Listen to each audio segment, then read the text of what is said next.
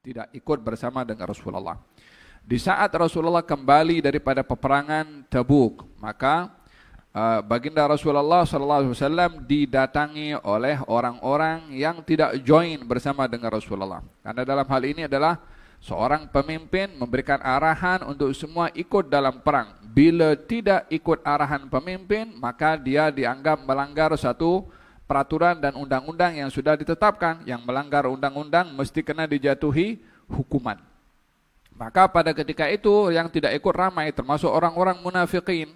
Tapi kaum munafikin masing-masing dengan alasannya.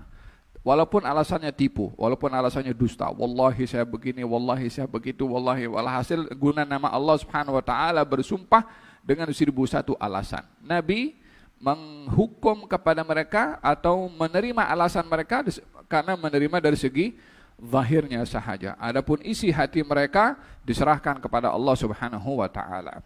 Di sini kita mengambil hikmah bahwa bila berhadapan dengan orang yang berselisih dan dia mengemukakan uzurnya, alasannya dan bersumpah dengan alasan tersebut, kita tidak boleh menghukum apa yang disimpan dalam hatinya atau apa selain daripada bukti atau kesaksian yang diungkapkan dengan sumpahnya. Al-Islam yahkum bil-zawahir. Islam itu hanya menghukum dari segi zahirnya sahaja. Allahu yatawalla as-sarair. Allah yang menghukum isi hatinya. Jadi kalau orang datang mau minta maaf karena silap begini, wallahi saya tak sengaja. Walaupun dia sengaja contohnya, tapi alasannya dia wallahi tak sengaja. Kita hanya menilai dari segi zahirnya. Adapun dia dosa besar menggunakan nama Allah untuk tipu kepada orang lain. Dalam hukum dalam mahkamah juga hanya kesaksian melalui yang diungkap oleh lisannya dengan sumpahnya. Maka dalam hal ini hakim akan menghukum dari segi kesaksian secara zahirnya. Isi hatinya hanya Allah Subhanahu wa taala yang akan menghukumnya.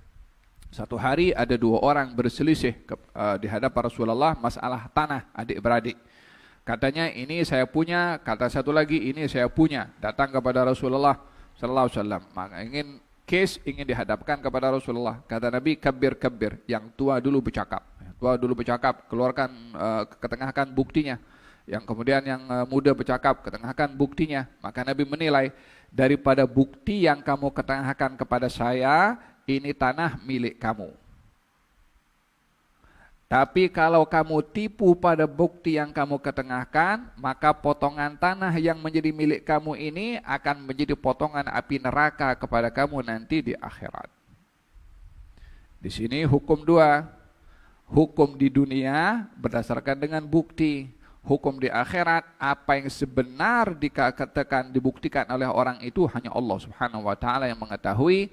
Maka dalam hal ini dua lelaki itu akhirnya tolak kes. Ya Rasulullah, saya tak jadi nak ambil ini tanah. Satu lagi bilang, saya pun tak jadi, tak mau. Masing-masing hanya tolak disebabkan oleh kerana pertanggungjawaban di akhirat lebih berat. Khawatir bukti yang diketengahkan itu adalah bukti yang palsu. Maka baginda Rasulullah membagikan tanah itu kepada dua dan dibagi sama rata. Fasyahid di sini adalah Islam hanya menghukum lahiriah. Tidak boleh menghukum batin seseorang, isi hati seseorang. Tak boleh condemn orang karena isi hatinya, sebab itu adalah di luar otoriti manusia untuk menghukum isi hati orang, karena isi hati yang mengetahui adalah Allah Subhanahu wa taala.